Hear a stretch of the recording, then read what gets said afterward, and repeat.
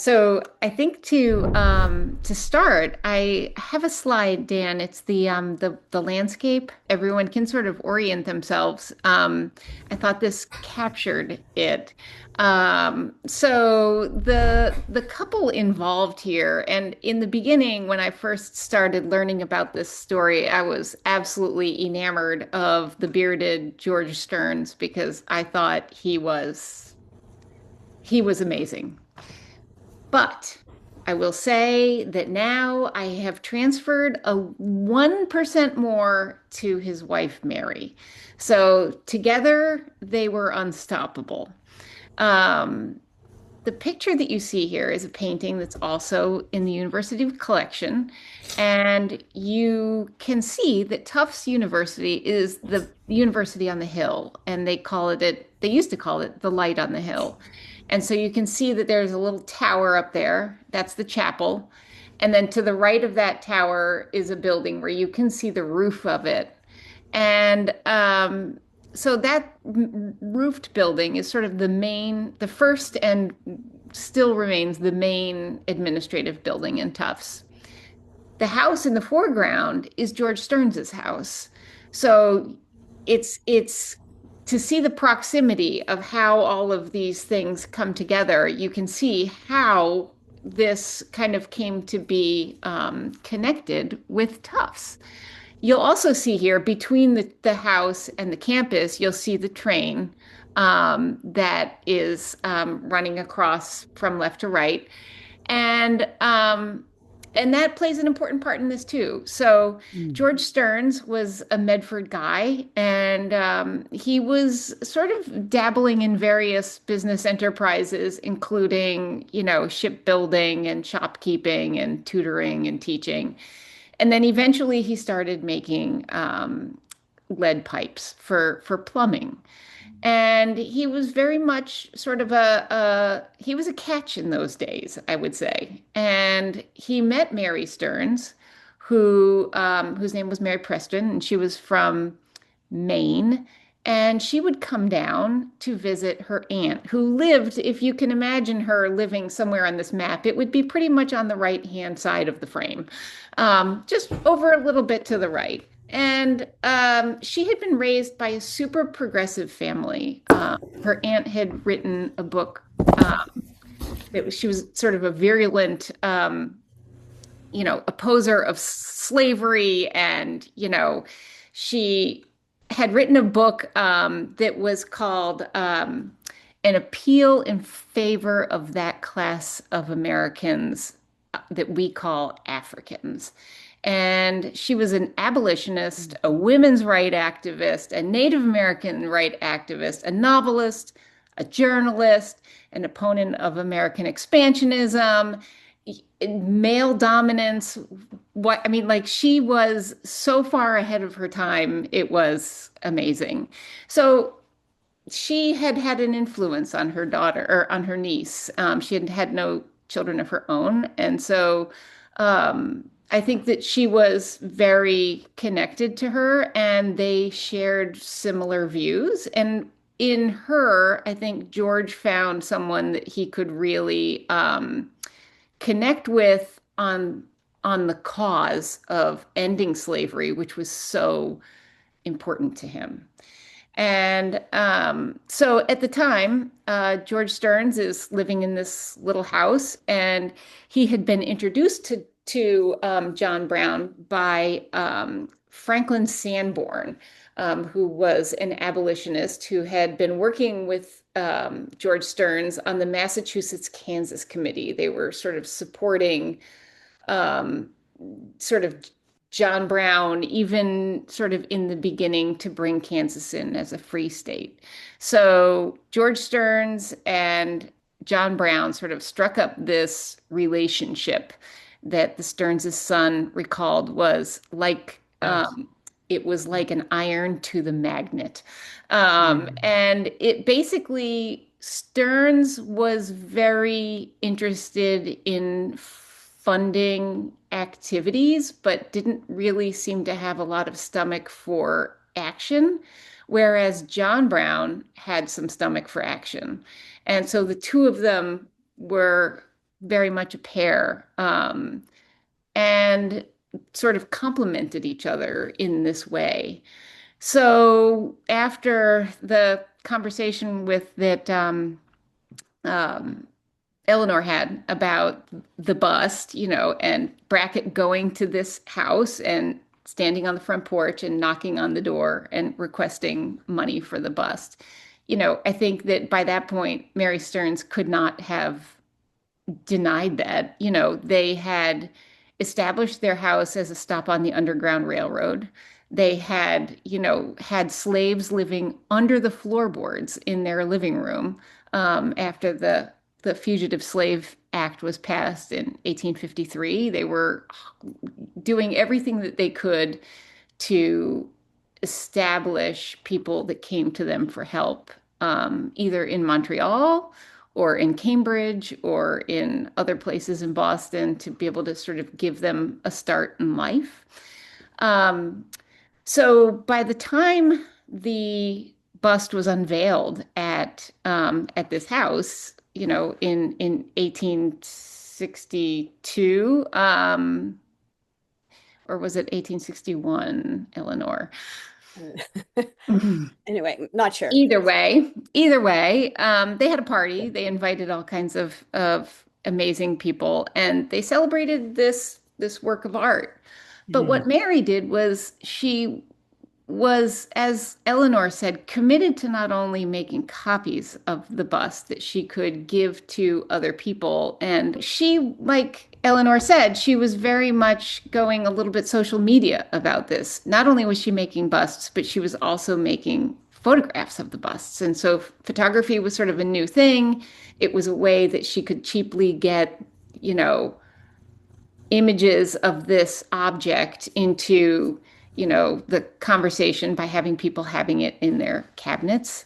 And it was sort of disseminating this idea that the bust sort of translates into a rallying cry, so that she could make it and she made multiple cards of this bust. These are the copies of the bust that I know of, ever since we found so at Tufts, our bust wound up in the building that had the roof on it that I showed you up on the hill, the main administrative building there.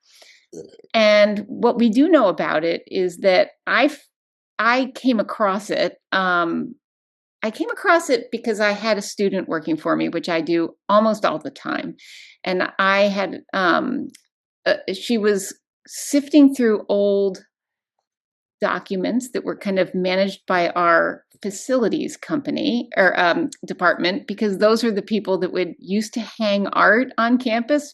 I think it was because they're the people that had hammers. So the facilities department files, I had sent a student up to scan them all and bring back anything related to art. And at the end of it, she had distributed everything into the files, but she had one letter left. And it was a letter from the president of Tufts to a conservator in Cambridge. And the president said, "I am writing to you because I am hoping that you might be able to make a cement nose for the broken bust of John Brown." And the student said, "Do you know what that is?" And I said, "No, I don't. But I do know that we have a bust with no nose." And so as soon as I looked at I Googled Edward Brackett, of course, the bust came up.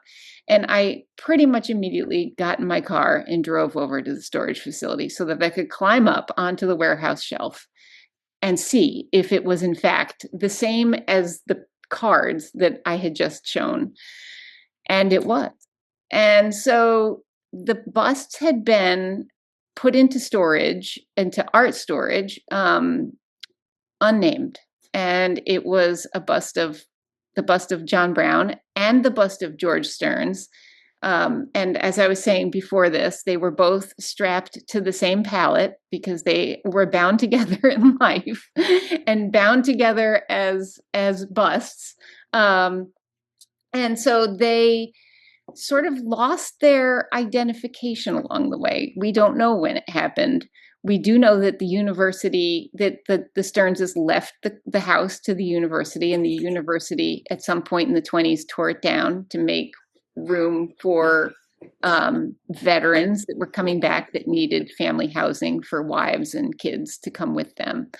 And at that point, the bust was moved into a library on campus. But then something happened, and it was put into a crawl space in that administrative building. So as soon as that happened and there was interest in it, the bust's nose was broken, and I had found that there was another bust at the Boston Athenaeum that was intact. And so we started talking about whether or not we should restore it. And sometimes when objects or sculptures are damaged, sometimes that becomes part of the history of the piece and it's not fixed. In this case, we knew what the nose was supposed to look like. We knew exactly what the nose was supposed to look like. So it wouldn't have been guesswork. It would have been more just a matter of scanning one of these other busts so that we could figure out what nose needed to be on our bust. So I've included this slide. These are 4 busts of John Brown. These are all plaster. The one on the left is at the Kansas Historical Society. The one in the center was given to Thomas Higginson, who was one of the Secret Six, who were a group of men that worked with George Stearns to sort of fund John Brown's activities. And then the last bust here on the right is a bust that is actually Mary Stearns gave to Booker T. Washington. And he was at the time coming to Boston to do the eulogy for her, or no, to be at the State House to do a speech about her husband. And it must have been 1898 or 1900, long after George had died, but that they were putting a plaque up in the Massachusetts State House that celebrated the work of George Stearns, who is also super well known for mustering the 54th and 55th regiments of soldiers into service. So the brown one was painted brown by students at Tuskegee University, and so here's a picture of when we were scanning the nose of the intact bust, which is on the left, so that we could make the missing part. We basically scanned all of the left side bust that's owned by the Boston Athenaeum, and then we also scanned the face of our bust so that we could basically see what was missing. And then it came up with this 3D model of what was missing between the two. We thought it was just the bust, but in fact, we really learned that it was the bust and most of the eyebrow on the right-hand side. Go to the next image. So here you see how the face looked when we found it. You can also see that on his chest he has a brown stain, which is rust from where it was pushed up against the pipes in the crawl space. So here you can see how the bust has the blue nose and the blue eyebrow, and that is just the mold that the conservator, it's the 3D printed nose.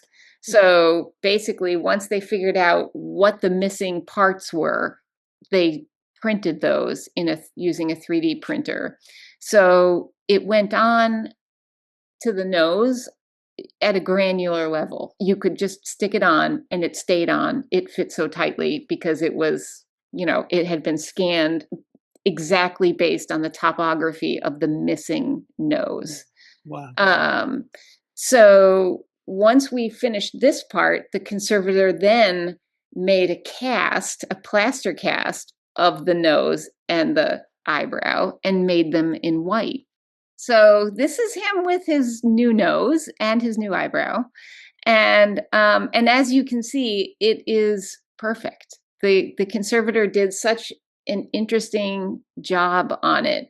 Not only did the nose fit perfectly, like I said, at a granular level, but the plaster was a little flatter than, say, marble that has sort of translucent crystals and a little bit of variation in color and, you know, and so the conservator then, after she had attached it and blended all of the color, you know, so that it would be the same color as the marble, she then put these flecks of like mica on it that were microscopic, but just to give it a little bit of reflection so that it looks as translucent and as sparkly as the individual crystals in the bust. It's amazing. It's absolutely amazing technology. So, yeah, so it's for me, the story kind of stopped there as soon as it had come to Tufts. But I recently, you know, just as a sort of a part of my interest in this project, I'm now sort of, people reach out to me every now and then when they find a bust. And so one of the busts that I showed you in the group of three also stayed in Boston. And that bust is at a place called the League of Women for Community Service. It's in the south end of Boston. And it's in a home that used to be owned by Thomas Higginson, who was one of the Secret Six that was sort of in collaboration with George Stearns. And it has been a Black women's club since almost the turn of the century. And they've provided basically nursing for recovering wartime, you know, World War I soldiers and World War II soldiers. They've sort of served as a dorm for young Black women that were coming to take classes in Boston but could not stay in the dorms. So they called me one day and they said, "We have a bust and it looks just like your bust." And I was thinking, no, they can't have a bust that looks like this. And sure enough, I went there and they had the bust. And through that, I sort of became a little bit tangentially involved with the organization just because they needed a little bit of help kind of thinking about how their collection was functioning. They were in this old house. The house was about to be renovated. They didn't really know what to do with the collection. And so I was there sort of in an advisory capacity just to sort of talk to them about ideas about what they could do with their collection. At which point I one day opened a book that had been sitting on, you know, a shelf for 100 years. And the book was, it had been funded by Mary Stearns. And I thought, well, now that's interesting. I have to open it now. And it turns out that Mary Stearns, even after, you know, her husband, George, had died, she continued this battle. She just, you know, in addition to the busts and the cabinet cards, she went on and she hired. So at the time, the Grand Army of the Republic was a thing. It was, you know, 1890, and since George Stearns had mustered the 54th and 55th units of Black soldiers from Massachusetts, at that time the Grand Army of the Republic was providing books in which a person could record all of the stories of the people that served in those units. And so it basically took a person to go around and interview everybody who had been part of those units. So Mary Stearns funded the book to be made for the 54th and 55th soldiers. And she hired this young Black woman who was a novelist to go and interview all of these men. And she was herself the daughter of a veteran, of an Army veteran. And she was sort of uniquely positioned to be the person who was basically the scribe.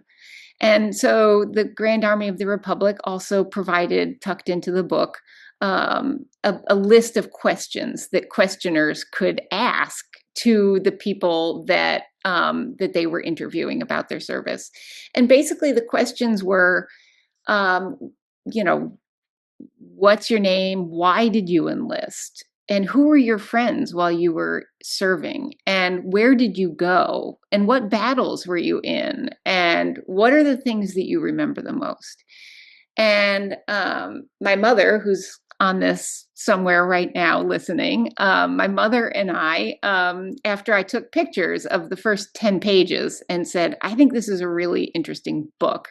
And we need to find some way to kind of get some interest in it. And so we transcribed the first 10 pages of script. Mm-hmm. And the stories are heartbreaking. They're men who are, at Fort Sumter and picking up shells on the beach, and all of a sudden they realize someone's shooting at them, or waking up and they're in a field and there is a dead person on their left and a dead person on their right, and they realize that they are on the wrong side of the enemy lines, and all of these amazing stories. And she collected it. And by hiring this young woman, Pauline Hopkins, who was, as I mentioned, a Black woman novelist in 1890 in Boston, to write these stories.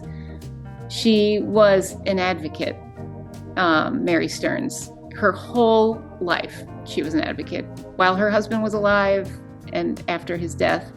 And, I think that people like that, I think that John Brown was a magnet to the iron, and the iron was in both of them. It was a couple.